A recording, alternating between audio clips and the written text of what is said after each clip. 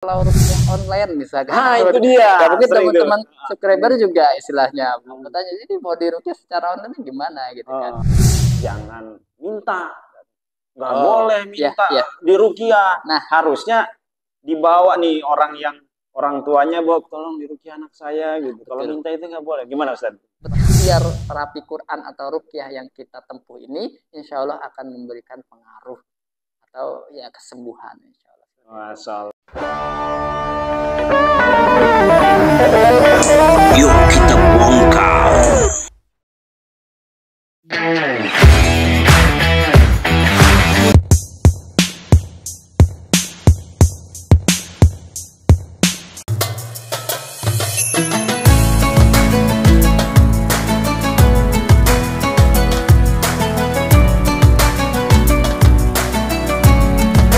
Bismillahirrahmanirrahim. Assalamualaikum warahmatullahi wabarakatuh. Waalaikumsalam. Sahabat SSB TV dimanapun berada, alhamdulillah kita masih berjumpa lagi di acara SSB TV. Insya Allah. Ya. Ustaz, SSB TV ini punya acara namanya Bongkar. Bongkar ya. Bongkar membongkar. Akan kita bongkar nih dengan Ustaz Mukhtar Ibnu Khalil. Karena kita hari ini yang akan kita bongkar adalah tentang jatuh cinta. Cinta yang berlebihan. Nah, cinta berlebihan, kemudian apakah perlu diruqyah? Cinta kepada manusia berlebihan, apakah perlu kita ruqyah gitu kan?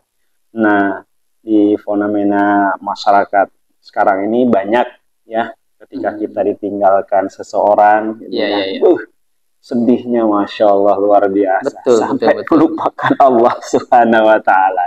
Bahkan kita cinta sama seorang figur, kadang-kadang ada juga yang memfitnah gitu. Saking kita cintanya ini Ustadz gitu. Nah, hari ini akan kita bongkar dengan Ustadz Mukhtar Ibnu Khalil. Assalamualaikum Ustadz, sehat? Waalaikumsalam. Masya Allah. Kayaknya sibuk banget Ustadz, kita mau ketemu aja agak susah kayaknya. Udah lama ya, kita rencana mau ngobrol ini udah lama banget. Kayaknya udah ada 2 bulan yang lalu ya? Iya. Ya, Masya Allah. Pas saya lihat ini Ustadz udah di YouTube Lazhar Pak. Coba saya ini lagi nih. Iya. Coba kita hubungkan lagi ya. Alhamdulillah ternyata ini qadarullah kita bisa bertemu dengan beliau dan bisa ngobrol bareng tentang masalah ruqyah. Masya Allah. Ini ruqyah ini banyak apa ya? Gimana? Banyak macam-macam ruqyah. Di tempat kampung saya ada langsung. Ini Ustadz bisa menjelaskan karena Ustadz yang paham tentang itu. Iya, benar. Bismillahirrahmanirrahim. Ya mungkin kita mengawali kan setiap itu tuh ada disiplin ilmu ya. Kalau kita bicara disiplin ilmu, tentu yang paling utama ya dari definisi terlebih dahulu gitu kan. Ketika kita memang berbicara ruqyah, ya definisinya apa gitu, ruqyah itu apa gitu kan. Nah aslinya secara bahasa, ruqyah itu sebenarnya artinya doa. Ruqyah itu doa. Jadi ketika kita berdoa ya insya Allah secara bahasa itu sudah jadi ruqyah doa. Ya kalau di istilah tradisional mungkin orang yang menjampi gitu kan, jampe itu bisa dikatakan ruqyah secara bahasa gitu. Tapi kalau secara istilah ya ruqyah itu ya bacaan Al-Quran dan doa-doa yang kita niatkan untuk kesembuhan ya, seperti itu. Jadi memang disebut ruqyah itu ketika tidak keluar dari Al-Quran dan doa yang memang sudah mahsur, ya maksud disampaikan oleh Rasulullah SAW. Jadi tidak keluar dari dua hal ini. Gitu kan. Maka ketika misalkan ada yang meruqyah, tapi dia dengan bahasa yang tidak diketahui maknanya, atau tadi mungkin bahasanya jampi-jampi, tiba-tiba aja, entah kita nggak tahu apa yang dibaca, itu tidak bisa dikatakan ruqyah. Tapi harus jelas ketika memang dibaca surat Al-Fatihah, Al-Fatihah pun harus jelas dibacakan gitu kan. Nah, itu. Ya nggak bisa juga ketika misalkan ketemu dengan seseorang dan mengatasnamakan ruqyah, tapi kita nggak tahu apa yang dibaca. Tiba-tiba ngasih air aja. Bacanya apa ini? Ini juga nggak bisa dikatakan ruqyah juga. Kecuali kalau misalkan membacanya itu jelas di depan kita dan terdengar bahwa yang dibacakan itu adalah ayat-ayat Al-Quran atau doa-doa yang sudah dicontohkan oleh Rasulullah, itu baru bisa dikatakan ruqyah. Dan yang ini juga banyak fenomena, mungkin nanti ini menjadi sebuah pertanyaan juga gitu, karena ini paling sering ditanyakan ketika kita mengadakan acara ruqyah bersama gitu dan sebagainya. Gimana kalau ruqyah online misalkan? Itu dia. Ya, mungkin teman-teman subscriber juga istilahnya bertanya, jadi mau di ruqyah secara online gimana gitu kan? Ya aslinya ruqyah itu harus face to face seperti ini. Nah, istilahnya memang sebagaimana yang dicontohkan oleh Rasulullah. Kasuistiknya ketika dulu di zaman Rasul, zaman sahabat itu ya ruqyah kan langsung gitu kan. Dikatakan ruqyah ketika memang langsung ketemu. Nah, adapun yang tadi yang jarak jauh via telepon, via WA itu lebih ini kan lagi disebutnya dengan al-ilaj. Kalau di bahasa al-ilaj itu ya terapi saja.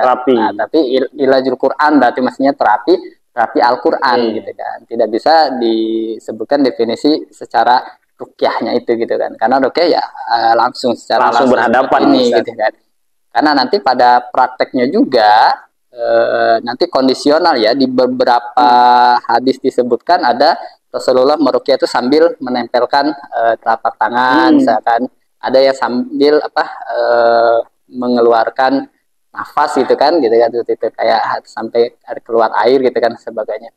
Nah, jadi kondisional gitu kan. Kalau itu kan tidak bisa ketika memang misalkan yang jarak jauh seperti itu, ada yang disentuh dan lain sebagainya gitu.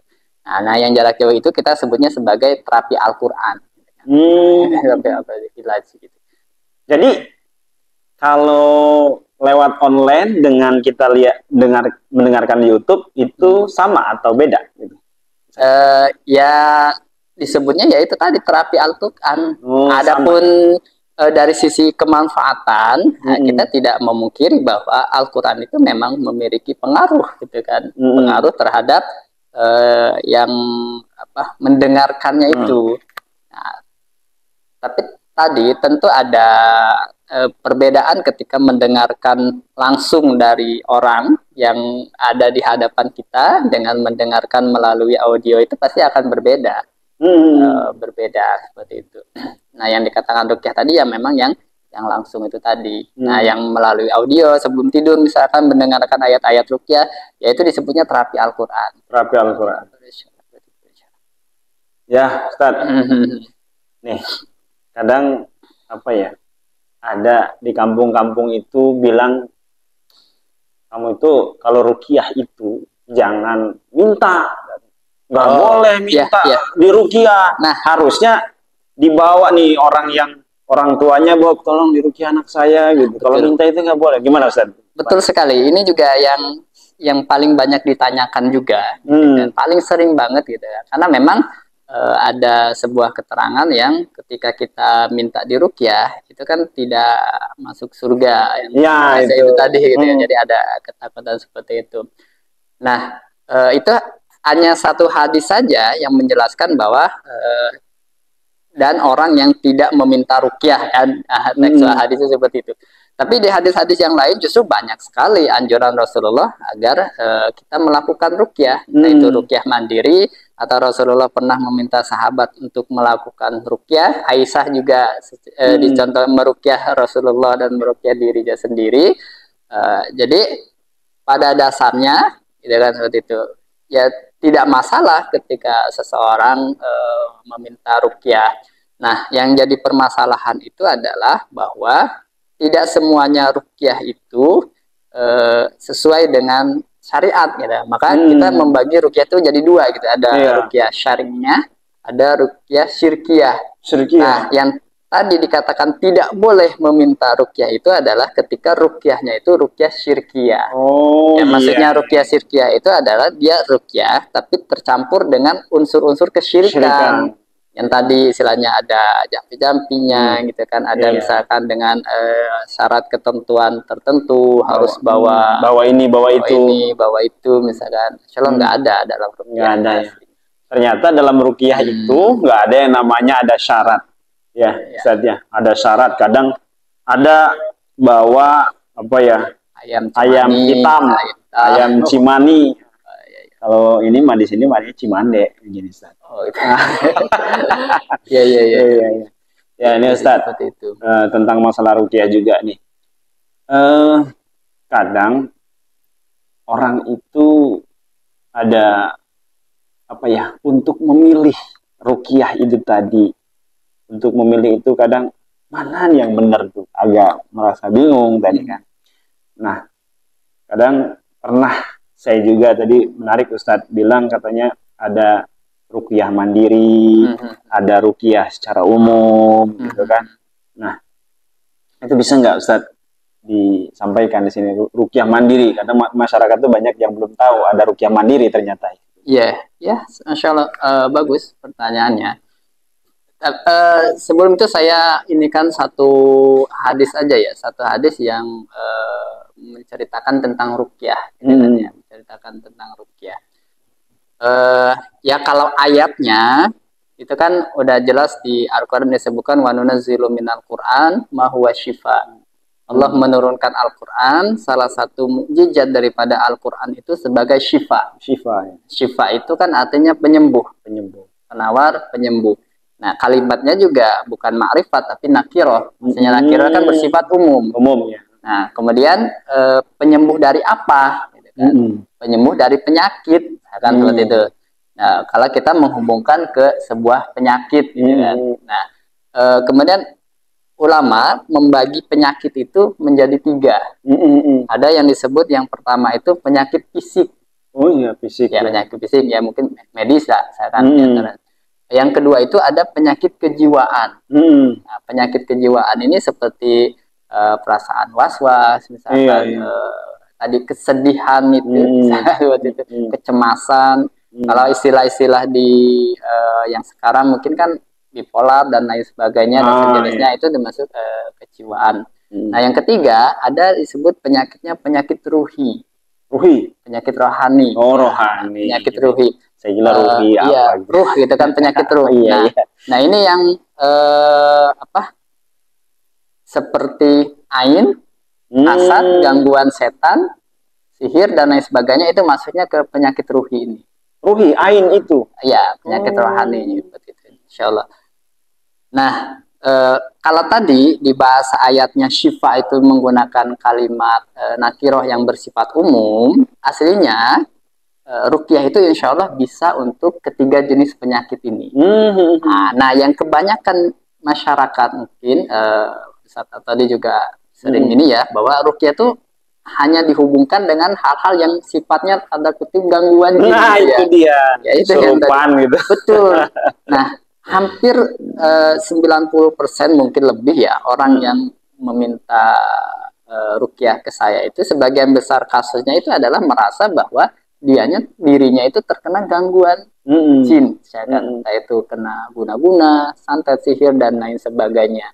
Nah, padahal fakta realitanya tidak semuanya yang bisa diruqyah itu hanya melulu gangguan yang ketiga tadi, penyakit ruhi.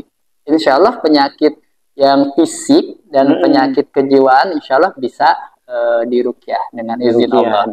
Nah, contohnya di zaman Rasulullah itu ada sahabat yang sedang melakukan perjalanan ke suatu daerah, kemudian dia beristirahat di suatu kaum, gitu kan, itu suku Baduy di situ. Mau istirahat, cuma ditolak sama suku itu ketika dalam perjalanan mau kembali, mau apa istilahnya keluar dari suku itu, ternyata kepala sukunya itu sakit, dia terkena sengatan hewan berbisa. Oh iya. Nah, kemudian perwakilan dari suku ini memanggil lagi para sahabat ini, bertanya, siapa di antara kalian yang bisa melakukan ruqyah atau bisa mengobati kepala suku ini? Saya, kata salah satu sahabat itu, saya bisa insya Allah, tapi nanti saya minta imbalannya gitu ya. Nanti ada imbalan, ada didilat dulu gitu ya.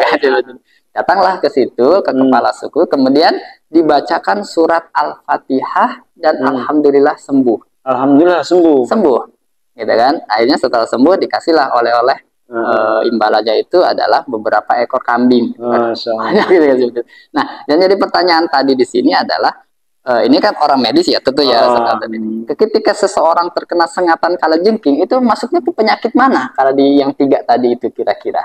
Ya tergantung, kalau berbisa itu masuknya ke penyakit yang berbisa harus dikasih antibisa. Kalau iya yang fisik kan, maksudnya ke fisik gitu ya. Ke fisik ya. Iya.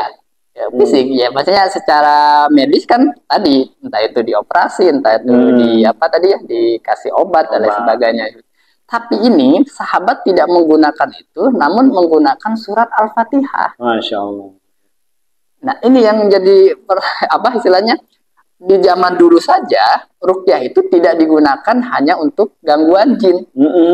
Bahkan kasuistik yang sahabat terkena gangguan jin kemudian di ruqyah itu sangat sedikit sekali, bahkan nyaris tidak ada gitu ya. Seperti itu.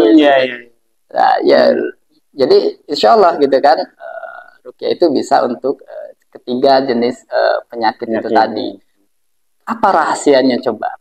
Rahasianya bahwa ketika kita ada keinginan untuk berikhtiar dengan terapi Quran atau terapi ruqyah, itu tidak membutuhkan terlalu banyak logika di sini. Ya kalau tadi misalkan fisik yang larinya ke medis, tentu dia perlu ada penunjangnya untuk menyimpulkan bahwa penyakit ini adalah ini dan obatnya ini. Lebih berisiko lah. Iya, ketika kita masuk ke IGD, di IGD ya sekarang untuk menyimpulkan penyakit ini benar itu juga kan harus masuk dulu ke laboratorium kan, dicek dulu kan, di rongsen dulu dan sebagainya, benar nggak ini gitu kan. Jadi harus ada apa istilahnya?